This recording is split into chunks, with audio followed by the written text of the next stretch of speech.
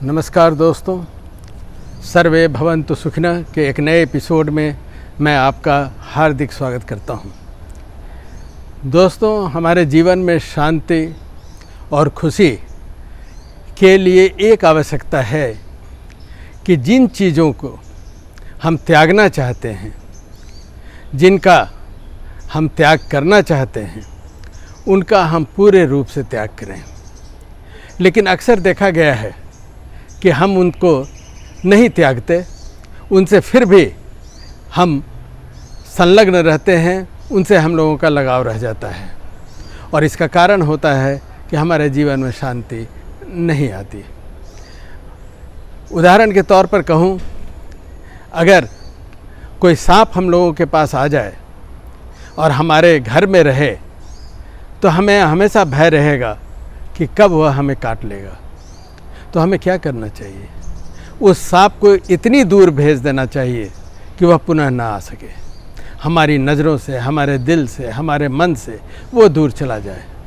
लेकिन हम अक्सर ऐसा नहीं करते क्योंकि हम उससे कुछ लगाव कर लेते हैं। ऐसे ही हमारी सोच होती है, बहुत तरह की सोच होती है, बहुतों से लगाव होता है जिनको हम नहीं छोड़ पाते।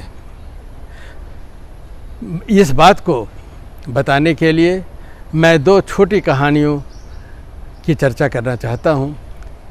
स्वामी राम तीर्थ एक बहुत बड़े तपस्वी थे। उन्हें सेव से बेहद प्रेम था। नतीजा यह होता कि जब भी वो ध्यान लगाते तो उनके ध्यान में, उनके आँखों के सामने सेव आ जाता। वो ध्यान ठीक से लगा ही नहीं पाते, बहुत परेशान हुए। एक दिन उन्हें अचानक लगा कि सेब का त्याग करना पड़ेगा। तो सेब का त्याग कैसे हो? वो बाज़ार से एक सेब ले आए और उसे पास में रख दिया। 1 हफ्ते 10 दिन की बात है। उसके बाद वो सेब पूरी तरह से सड़ गया।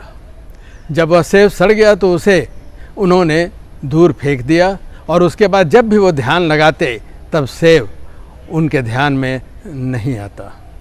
ठीक इसी तरह एक आनंद सरस्वती स्वामी थे जो लाहौर में एक पुस्तक के प्रकाशक भी थे।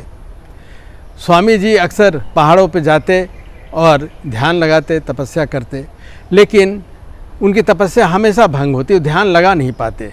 कारण था कि लाहौर के एक व्यक्ति से उन्हें बहुत दुश्मनी थी। जब ध्यान लगाते तो वह व्यक्ति उनके ध्यान में चला आता।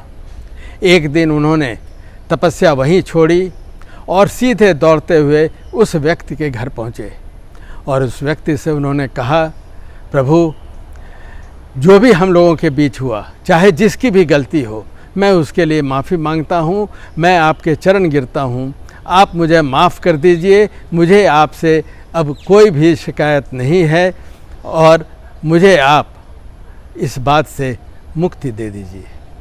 इसका नतीजा यह हुआ कि बाद में जब भी वो ध्यान लगाते तो बहुत ही मुक्त ध्यान से, कि बिना किसी चीज़ के विषय में सोचे हुए अच्छी तरह ध्यान लगा पाते।